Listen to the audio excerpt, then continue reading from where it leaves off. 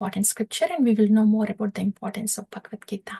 But we are very grateful, so very grateful that we are allowed to enter into this Gita Pravaha. So the plan is Gita Pravaha. This will be for 4 to 6 months. Okay, I will bring this slide so you will know an idea of what we are going to hear in this Gita Pravaha. Let me bring that slide, please.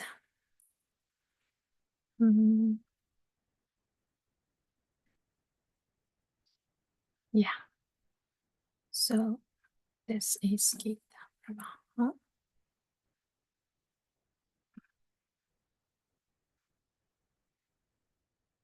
Share this one. Yes. We'll make it in the slideshow. Okay. Gita Pravaha.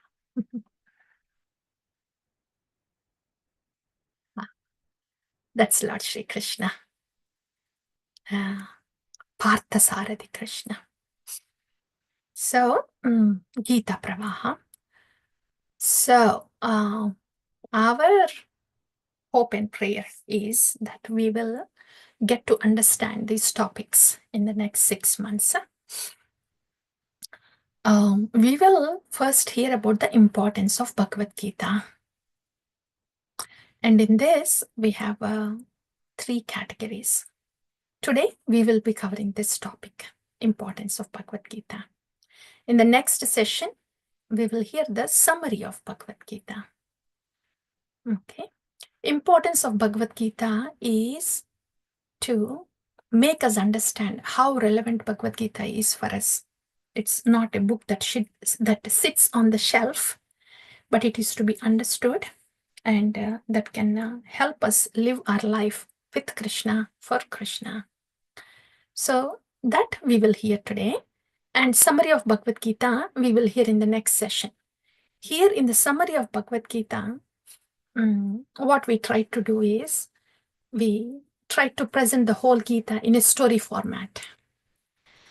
The whole idea is to make this Gita Pravaha very simple to understand, at the same time keep its authenticity and give the references for what is being said. So to keep it simple, to keep the authenticity, and to know Bhagavad Gita from a practical perspective, to understand Bhagavad Gita from a practical perspective. Yeah, like that. And the whole idea is, once we finish this course of Gita Pravaha, even the children, 8 and 10 years above, even the children should be able to say something about each of these topics here. What is the importance of Gita? What is the summary of Gita? After the summary of Gita, what we will do is chapter-wise presentation of Gita. That will be very nice. That will be good soon after the summary. And after chapter-wise presentation of Gita, which will take about 17 to 18 classes, which is at least 1 chapter a class, like that. Okay, so that would be 17 weeks, like that. So after the chapter-wise presentation, then we will hear the flow of Bhagavad Gita. Then you will appreciate the whole Gita very well. You will see how it is all tied up well. So before the chapter-wise presentation, we will hear the summary. So we get a gist of what we are going to hear, and we get it in a story format, and we get it as a bird's eye view. After that, we will hear the chapter-wise presentation, followed by flow of Bhagavad Gita. By this time,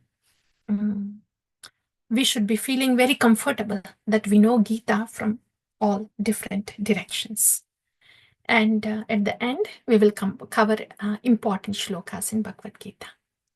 So in this way, we will get to know about Bhagavad Gita. This is our plan for next 4 to 6 months. Okay. So this is about Gita Pravaha. This is more like knowing the theory part. But you might be knowing the other session, which is Gita for Transformation. That is a transformational workshop based on Gita. And that will be a 4-week workshop on Saturdays. So the workshop in English will take place in May, and the workshop in Telugu will take place in June. Okay, so that's a 1-month workshop, and that is more like, if this is knowing the theory, the workshop will make us think to see how everything that is said in Gita can be practiced in our day-to-day life, in our dealings around, with the thought process we have, with the decisions we make, the perceptions that we have, everything. How Gita can change our whole self, transform ourselves, that we will be able to understand clearly in that workshop. And in that workshop, because that is more an interactive one, and that is a 4-week session, you will be able to see it yourself, apply what was discussed in the workshop, and you should be able to see the result within that week. Whatever was discussed in the workshop, you should be able to see that result within that week. Immediately you should be able to see. So that is the whole point of the workshop being followed after this Gita Pravaha. Because the purpose of this presentation is to see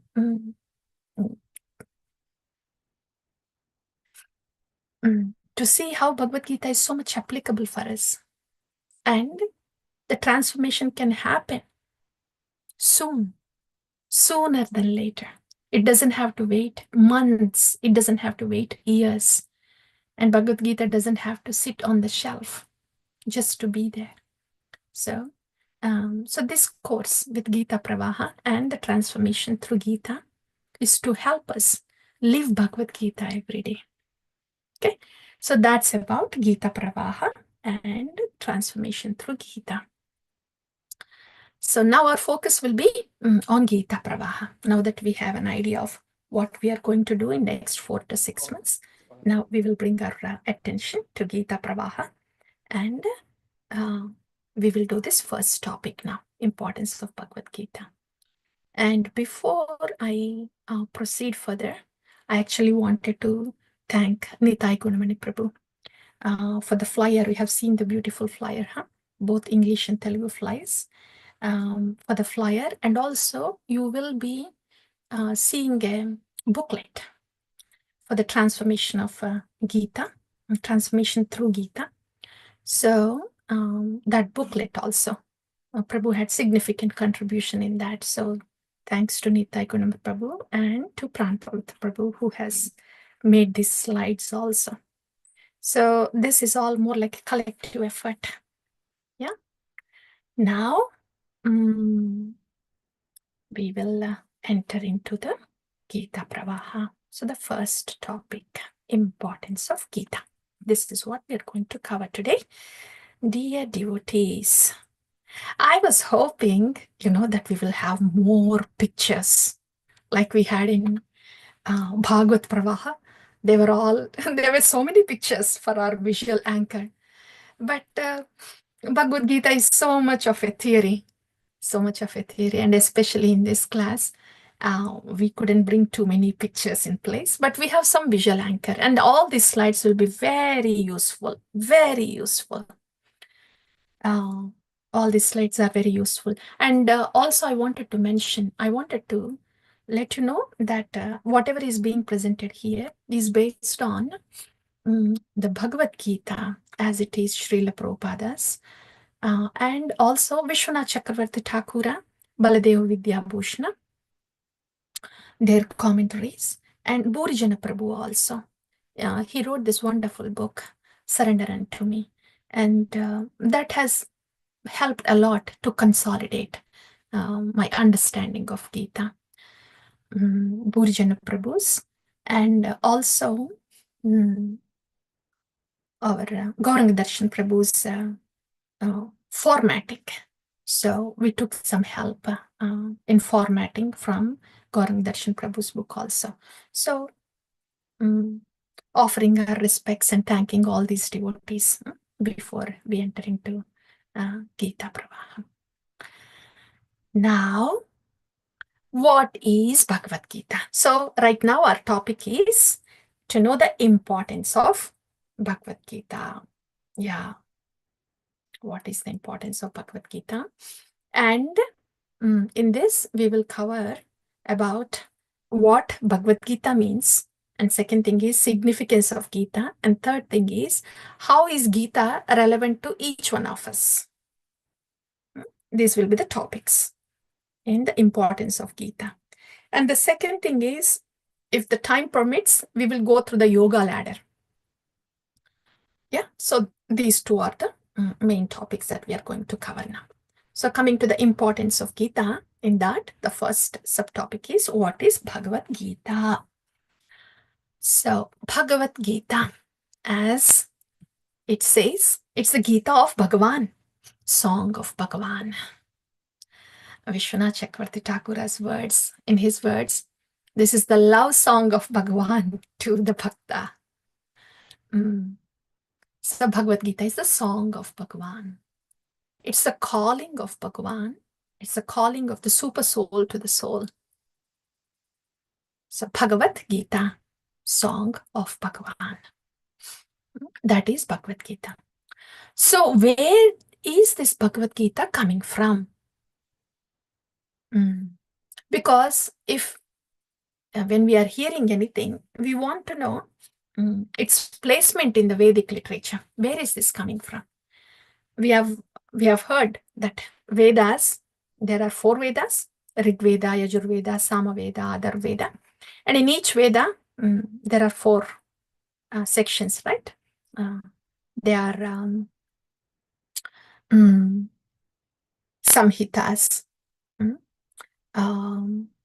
Aranyakas, Upanishads, and the first one was each Veda is first is Brahmanas, Mataji. Brahmanakas, yes, yeah. Samhitas are the songs that are uttered, and Brahmanakas are the procedural aspects. Yeah, thank you, Prabhu. Thank you. Samhitas, Brahmanakas, and Aranyakas, and Upanishads. So those are the 4 divisions for each Veda. So like that, Vedas are there. And then Puranas are there. Puranas are Panchama Vedas. They also have their significance. And after comes the Itihasas. Itihasas are description of a lineage, like that. So in Itihasas, we have Ramayana and Mahabharata. In Ramayana, we have the description of the lineage of Surya Vamsha. In Mahabharata,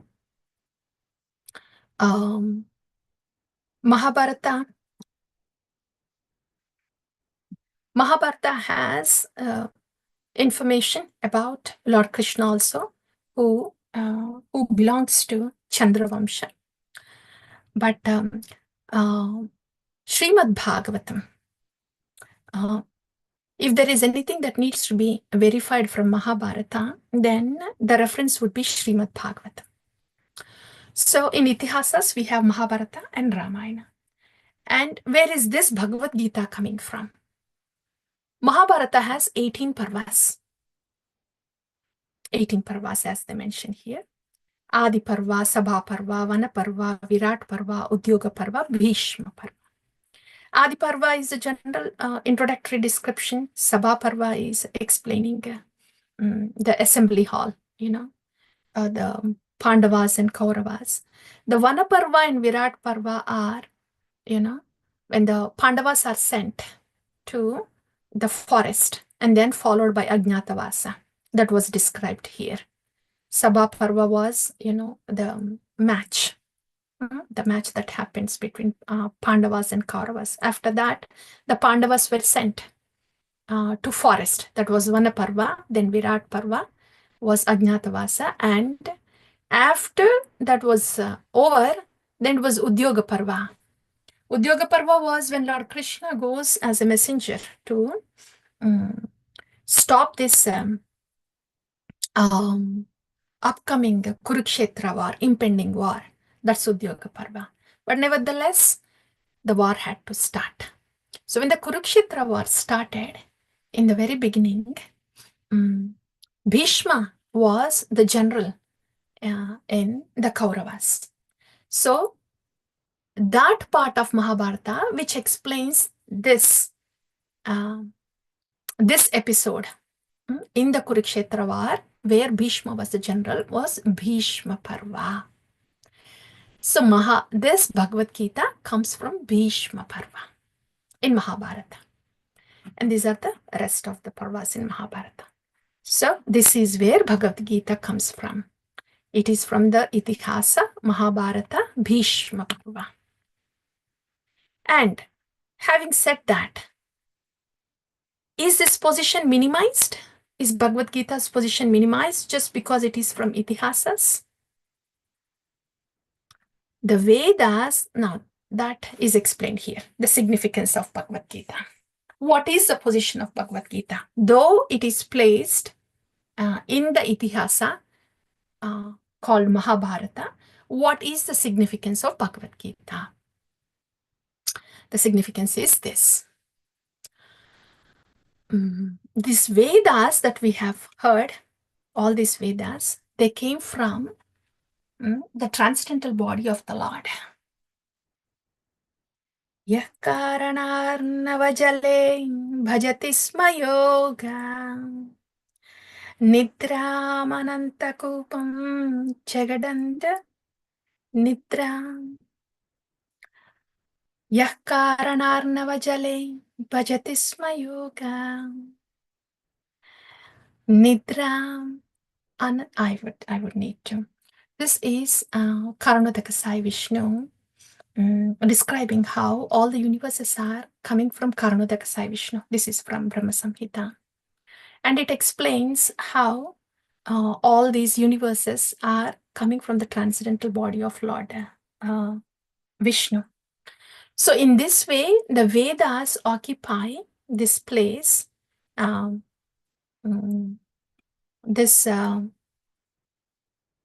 this place of coming from the transcendental body of the Lord.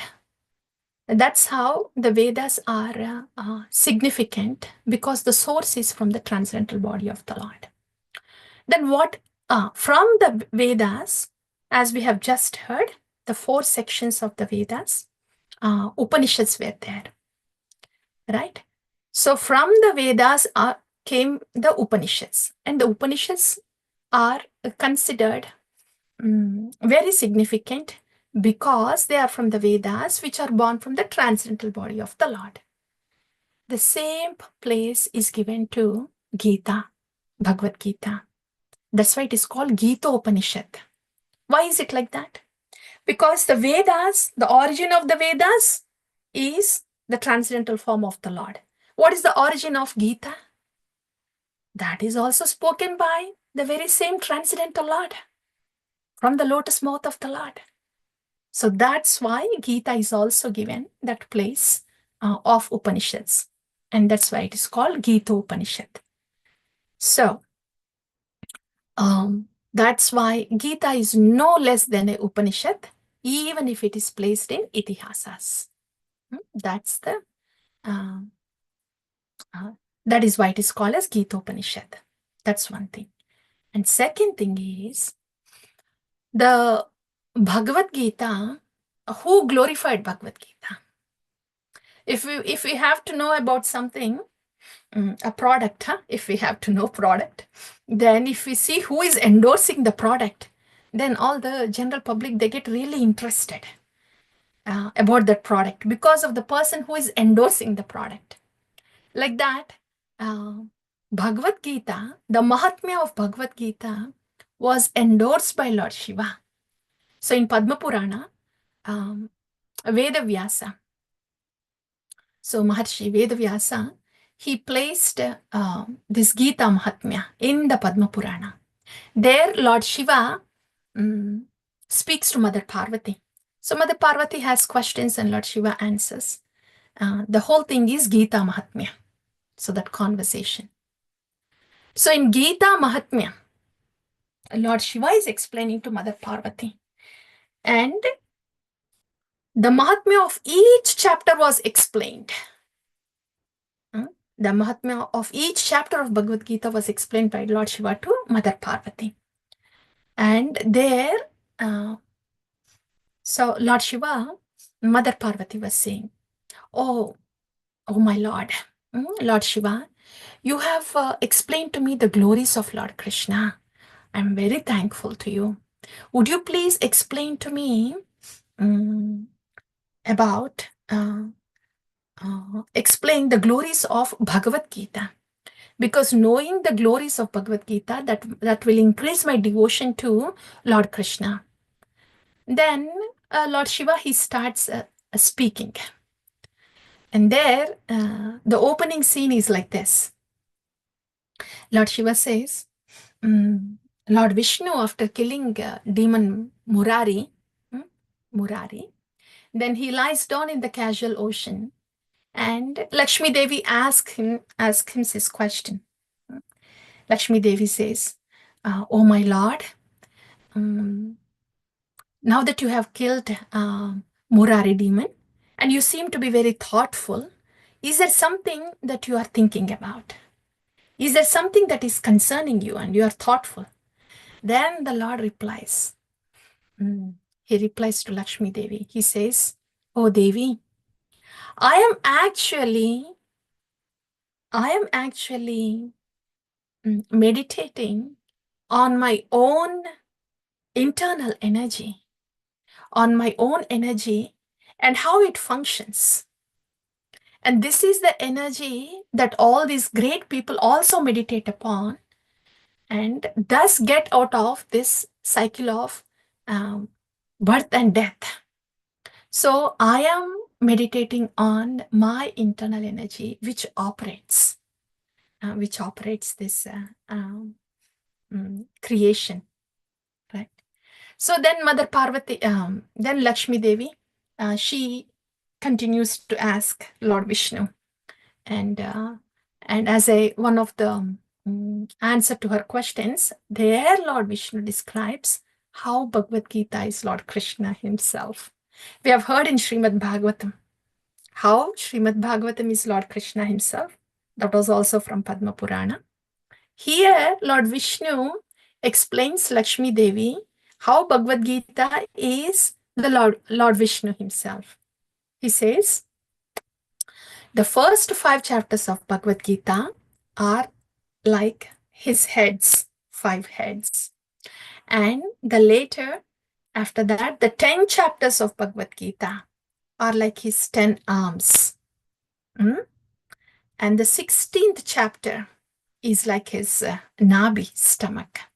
17th and 18th chapters of Bhagavad Gita are his like lotus feet. So in this way, Devi, Lord Vishnu is speaking to Lakshmi, Mother Lakshmi. So Devi, please know that Bhagavad Gita is myself. So in this way, Gita is Lord Vishnu or Krishna himself, and he described how all these chapters are parts of the Gita. So this is all from Gita Mahatmya. Okay, and Mahatmya is explaining the glories of Gita. So from that Padma Purana, Adi Shankaracharya picked up few verses glorifying Gita. And this is the verse that Adi Shankaracharya also picked up, showing the unique place of Bhagavad Gita. Ekam Shastram Devaki Putra Gitam. Eko Devo Devaki Putra Eva. Eko Mantrastasya Namani Yani. Karmapi Ekam Tasya Devasya Seva. If there is any Shastra in this world, that is only one, that is this Bhagavad Gita, Devaki Putra Gita. Look at that importance, the significance that Bhagavad Gita is given. The one Shastra, one and only one Shastra that is endorsed is this Devaki Putra Gita. And also Bhagavan, the one Bhagavan that is to be worshipped is Krishna. And one mantra is the name of Krishna. And one karma that to be performed is the seva of Krishna. So here Ekam Shastram Devaki Putra Gita. This is the place of Bhagavad Gita. Devaki Putra Gita, the Gita of Bhagavan, Bhagavad Gita. So this is the place of Bhagavad Gita. And this is also an Upanishad. This is from more like a Shastric perspective, knowing the significance of Bhagavad Gita in Sanatana Dharma. Significance of Bhagavad Gita in Sanatana Dharma. That's what we have heard so far. Okay. Now coming to the next topic. All right. Now we are going on book distribution. Not everybody is a Sanatanist there. So even for ourselves also, we want to know the significance of Bhagavad Gita from a general perspective. How is that relevant? Is this relevant to only Hindus? The answer is this. There are 5 levels of consciousness. There are about 8,400,000 species. And all these species, when they're categorized, they're in 5 levels of consciousness. So those levels of consciousness are, one is shrunken, the consciousness which is very shrunken, like trees. They don't even know that they exist. So that is a shrunken consciousness. And after that, the consciousness of the animals. And next comes the budding consciousness. And blossoming and Vikasita Chetana, Purna Vikasita Chetana, blossoming consciousness, complete blossoming consciousness. So Avritta Chetana, and the last 3 levels are Mukulita Chetana, Vikasita Chetana, and Purna Vikasita Chetana. These 3 levels of consciousness, all the human beings, they are categorized in these 3 levels of consciousness. Mukulita Chetana, Vikasita Chetana, Purna Vikasita Chetana. Budding consciousness, blossoming consciousness, and complete blossoming consciousness. So this Bhagavad Gita is pertinent and relevant to whoever who has this consciousness, means all human beings. This Bhagavad Gita is pertinent and relevant to all the human beings, regardless of their religion, regardless of their faith. Why is it like that? Because Bhagavad Gita deals with metaphysical science. Whoever has a human body, and whoever has a gross body, whoever has a subtle body, it means all human beings. For all of them, Bhagavad Gita holds good. So in this way, Bhagavad Gita is relevant to the entire human race. It's more like a manual. When we get a machine from the market, we also get a manual, right? How to operate that manual. So if human being is a machine, then Bhagavad Gita is like a manual. In this manual, Bhagavad Gita tells us, okay, in this machine, you have this gross body, physical body. And in this machine, there's a software inside. That is subtle body, the mind, intelligence, and false ego.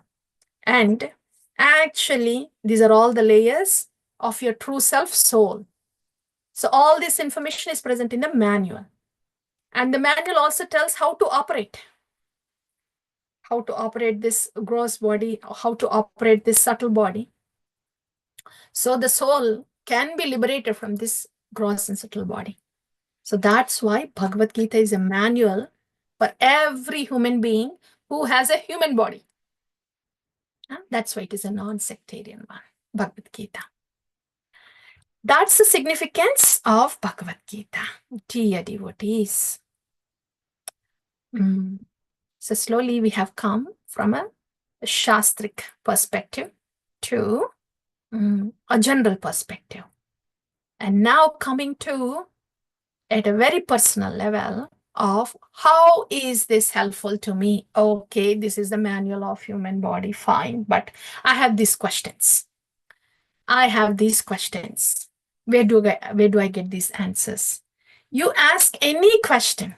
Actually, we put in only few questions here. And see, please see, dear devotees, if you have any of these questions, by the end of this course, you should be able to get the answer for each and every of these questions, and more questions that we haven't enumerated here. So few questions, I'm just going to read out. Who am I? Very frequently asked question, right? Who am I? Am I this body or the soul or the both? Or where did I come from? What is the purpose of my life? What is this world about that I'm seeing around? And is this only one world that is present? Are there more planets and universes around? And if there are any planets and universes, is there life there? Are there people there? Okay, this is all about myself, the questions I have. Okay, and the next set of questions. Okay, who is God?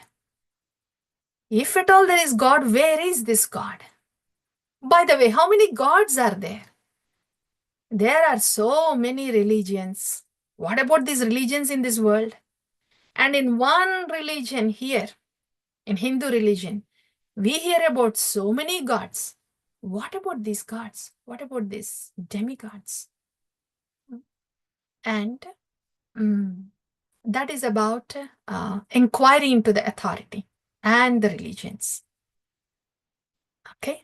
And now coming to a different purview of who am I in that category.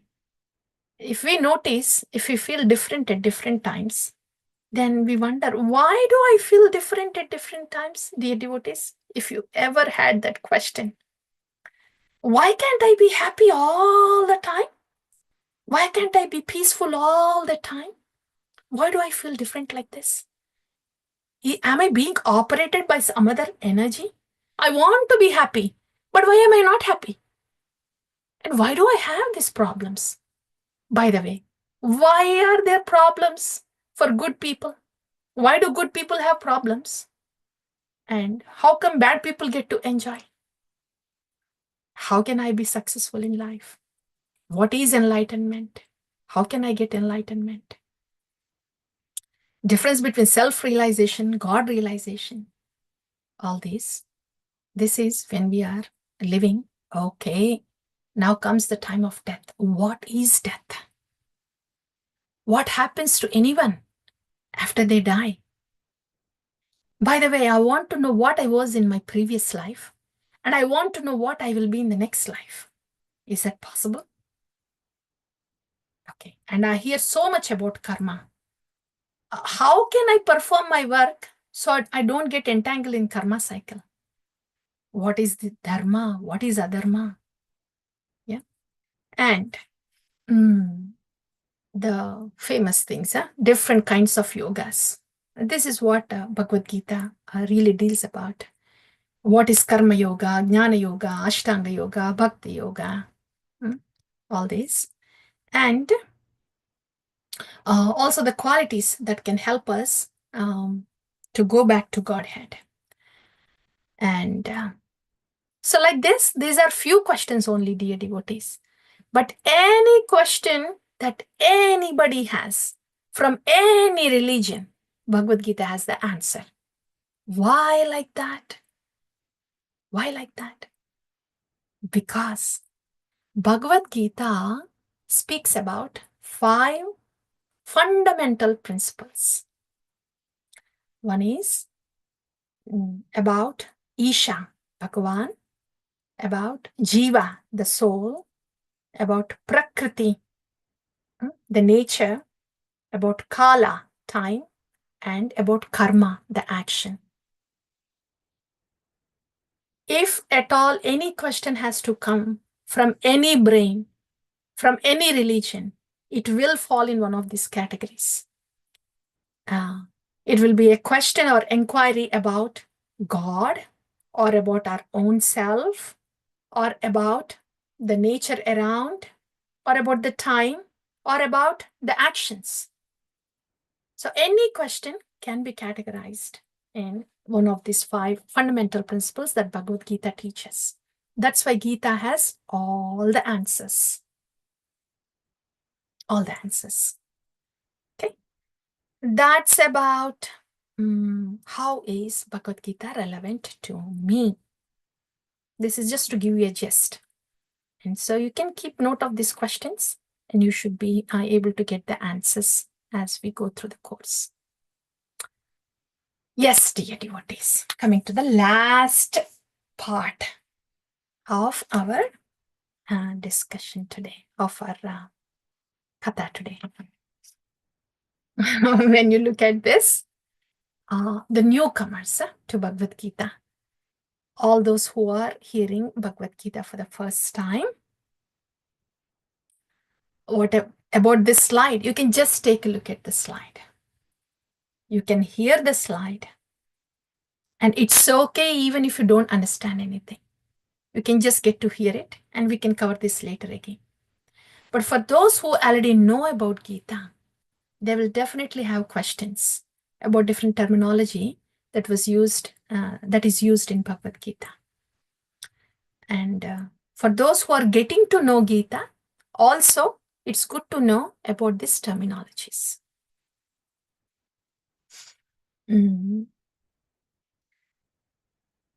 So we will explain to you about this terminology. This is a little dense chart because all the subtle points and connections of different terms in the Bhagavad Gita are presented here. It's a very useful one, especially if you are preparing for Bhakti Shastri, and if you want to know Bhagavad Gita with clarity. This will be a very useful slide. So let's see what this is. This is Yoga Ladder, and this is also describing different terminology. Yeah. So, even though we are human beings, all those people who are just living their life for sense gratification and are not caring about Shastra at all, Shastra calls them as Dvipashu. It means 2-legged animal. Because all the animals, they just do eating, mating, sleeping, defending. And if the human beings also do only that, then that is animalistic life, or Dvipada Pashu. Okay, that is in the lowest state of consciousness. And a little evolved from that consciousness is, okay, you're going after sense gratification. Okay, you want to go for the enjoyment, but you are doing something shastric, like Karma Kanda. If you want to become a millionaire and you are just working hard and you are becoming millionaire, Shastra is calling. Since you're not following Shastra, you are becoming a millionaire just to give comforts to your body, to have a comfortable comfort to the body. And this thing the animals also do. And you don't have Atato Brahma Jignasa. You are not inquisitive about your purpose in the human life. So that kind of life is called animalistic life. But if somebody wants to enjoy, say if they want to go to Swargaloka, not necessarily becoming a millionaire, but even more than that is going to Swargaloka, enjoy those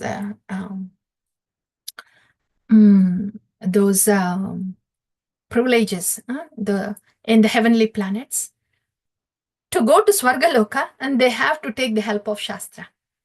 So, if a person is going for sense gratification with the help of Shastra, then that is Karma Kanda. But at least they are taking the help of Shastra. In other words, they are accepting an authority. So that is a little better than somebody who is not accepting an authority and just want to enjoy life. So this is the this is a lower category who is just who got caught up in sense gratification. And next comes a different category where these people are, they want to know the purpose of their life. And they accept a transcendental goal. Transcendental means that which is beyond body, which is beyond mind, and which is beyond intelligence. That is transcendental goal. So all those who are interested spiritually, they fall in this category. The category above this. Not the karma kanda, but above this. So anybody who is interested spiritually and wanting to connect to God, they can be called as yogis, because yoga means connection. Okay. In what ways can a person connect to God? One can connect through karma yoga, jnana yoga, ashtanga yoga, bhakti yoga. So these are the different ways that a person can connect to the Lord within, Bhagavan. What is karma yoga? When a person wants to connect to the God, connect to the Lord through action, then it is karma yoga. Okay. Karma is action. Yoga is connection. So connection to the Lord through action is karma yoga. Okay. When this action is performed with a selfish desire, that is called sakama karma yoga. Sakama means with a desire. Kama means desire. Performing a karma to connect with the Lord, yoga, but has a desire for the self. Simple. That is sakama karma yoga. Okay. But when the same karma or action or occupational duty is performed to connect to the Lord with nishkama, means having no selfish desire, then that is called nishkama karma yoga. Nishkama means no desire. Karma is action. Yoga is connection. So, acting to connect to the Lord with no desire for self. I'm just explaining the terminology here, dear devotees. This is karma yoga. Okay, this is a basic one. So, what is the application here? Utility. Can somebody do this nishkama karma yoga? And my question to you is this. Does anybody go to job if they're not paid? Why would anybody go to job? Just because they will be paid, right? So, and if somebody is doing an action, somebody is doing a work without expecting anything, then that is nishkama karma yoga. The best thing that can be given as an example is the charity work. Selfless, serving the society, serving the people selflessly. That's the best example that can be given. Nishkama karma yoga. Selflessly, with no fame, with no money, like that. That is nishkama karma yoga. when this Nishkama Karma Yoga, this is not easy, by the way, dear devotees, to do, to perform Nishkama Karma Yoga. We will know in detail about this Nishkama Karma Yoga in second, third, and fifth chapters, and then you will realize uh, uh, how not so easy it is to perform Nishkama Karma Yoga, just not to have any desire at all, but morning till evening just to function. But in any case, Nishkama Karma Yoga, that's the explanation of the terminology. So, and what is Jnana Yoga? When somebody is performing occupational duty without desire and with the knowledge of self as a soul, that is Jnana. Jnana means knowledge. Knowledge about the soul. So when they are gaining knowledge about the soul and when they are understanding that their soul, this knowledge will help them to detach from the matter. So in this way, Nishkama Karma Yoga, when there is increased detachment to the matter with knowledge, becomes Jnana Yoga. When the Jnana content goes up in Nishkama Karma Yoga, that's Jnana Yoga. Okay. Are there any Jnana Yogis here in the society? Here, this we can relate to a little bit. Jnana Yogi means like this. What do they do? They are also people, but what do they do, this Jnana Yoga?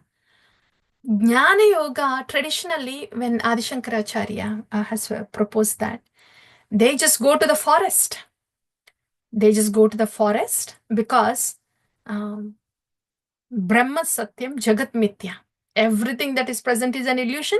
So they're completely detached from everything, everybody around, from the society, from the body, everything. So they just go to the forest and they meditate.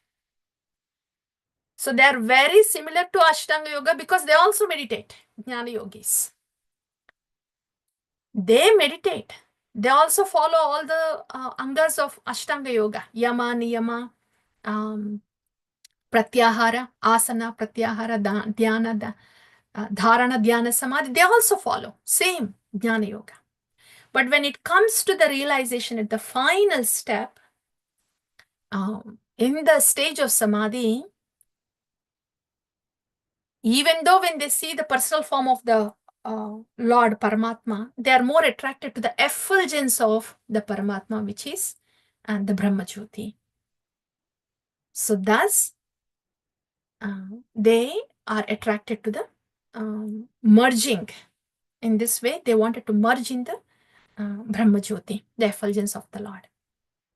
So that is the Jnana Yoga that is traditionally described, where these yogis, they go, they do the very similar thing as Ashtanga Yoga, but they merge in the Brahman. That is the scriptural traditional one. Do we have anybody like that in this day and age? In this day and age, how is this Jnana Yoga being performed?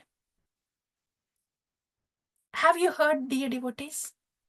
When we go to the temple, are everybody going with the same view when they're seeing the deity of the Lord? Is everybody is thinking, oh, this is deity and I want to serve the deity? Not everybody thinks like that.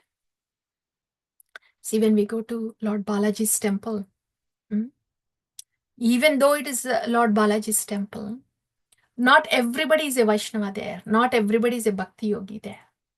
Because all these Jnana Yogis, they also go to temple. They also read scriptures. They also take the mantras. They may be taking the Hare Krishna Maha Mantra also. So it looks like they're performing the same angas of bhakti as the Bhakti Yogis are performing. But their intention and destination is different. When they go to the temple, when they see an idol on the altar. Idol is a form, just a form. And they want to merge in that form. They want to merge in that form. And when they're chanting, they want to merge in the chanting. Yeah, like that. And when they're reading Bhagavad Gita, they read everything indirectly.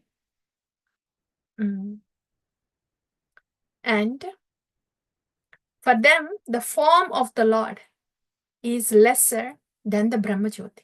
So when they read the scriptures, their idea is to merge into the scripture, is merge into the Lord. So the practices may look like the Bhakti Yoga practices, but their intention and destination is different. That is to merge into Brahma Jyoti. So this is about the Jnana Yogis. What do they do? And how do they do it? And what is their destination? Like that. And Ashtanga Yoga is traditionally, they perform.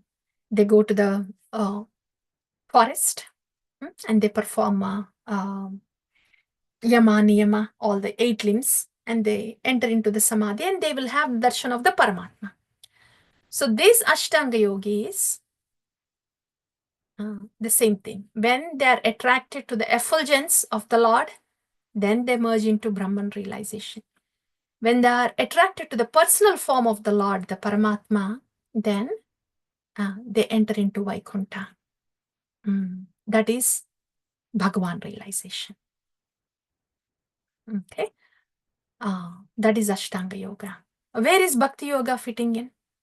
Bhakti Yoga means yoga is connection.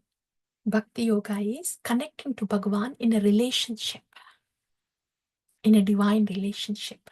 That is Bhakti Yoga.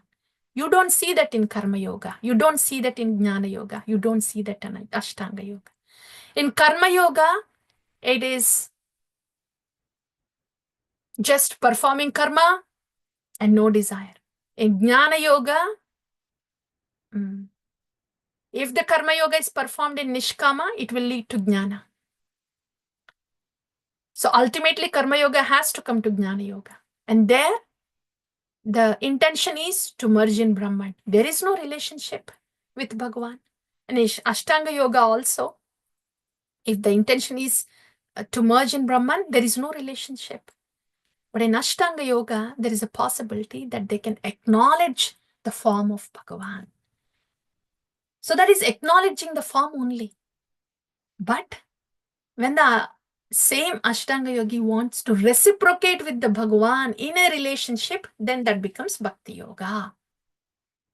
Yeah, so that is how Bhakti Yoga is the topmost. So it is said that this Bhakti Yoga is described in the middle 6 chapters of Bhagavad Gita. It is said that all these yogas, the Karma Yoga, Jnana Yoga, Ashtanga Yoga, whatever yoga it may be, ultimately it is to revive our divine relationship with Bhagavan. And in this way, any of these yogas is just to get to the Bhakti Yoga. Bhakti Yoga, where we have our relationship with Bhagavan and serve accordingly. So this is how the Bhakti Yoga is the topmost. And everything else is meant to come to this Bhakti Yoga. Yes, I think this explains the whole chart, dear devotees. Yeah, that's good. And a little detail here is, in Ashtanga Yoga, the first, the initial stage, where there is Yama, Niyama, Asana, and Pratyahara is there. In the initial stage, they're still within the modes. They're still within the society interacting. And that is called Yoga Ruksha. Yoga Ruksha. Yeah, Yoga Ruksha. And a serious Ashtanga Yogi, if they want to see the Paramatma in their heart, after a certain stage, they have to go to the forest. They cannot be in the society. They have to go to the forest for the further steps of Dharana, Dhyana, Samadhi. And at that stage, he's called Yoga Rudha. And that is beyond the modes. Okay. And as described, anybody that is having a transcendental goal, is a yogi. So that's how all this Karma Yoga, Jnana Yoga, Ashtanga and Bhakti Yoga, they all accept this transcendental goal. So that is a yoga ladder, dear devotees. And I hope that terminology got a little more clear to you and the connection got a little more clear to you. We will pause here. I don't know what the time is. Okay, yeah.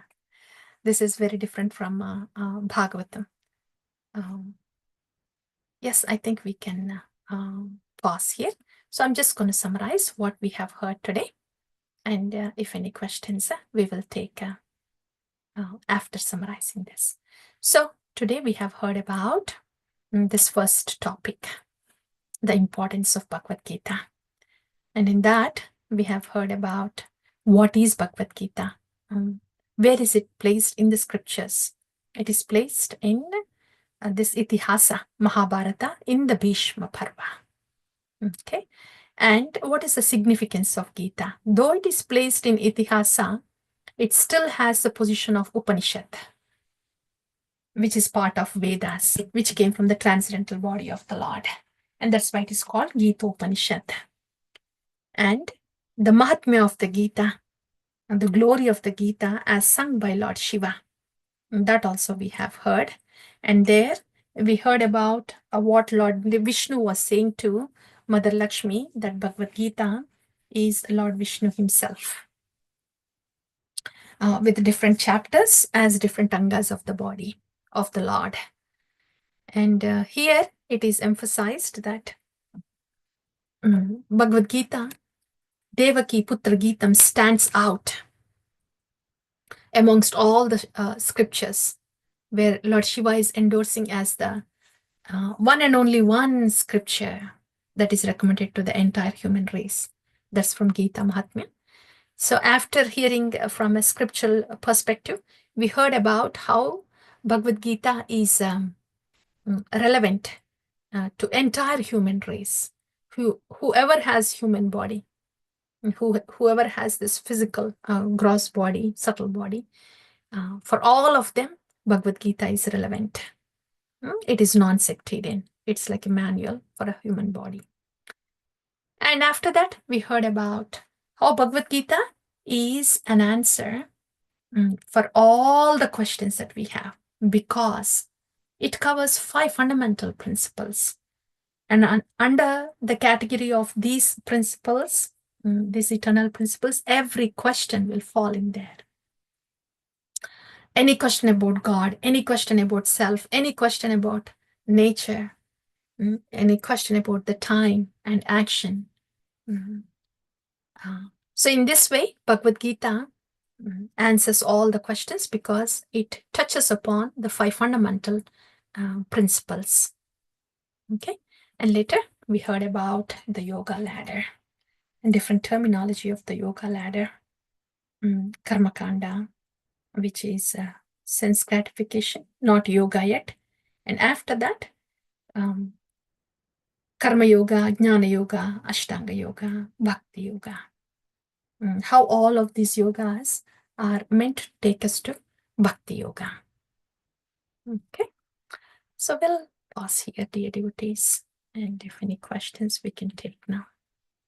And we can pause the recording to Prabhu. I will stop sharing. That's all, dear devotees. So different from Bhagavad Pravaha, right? So different.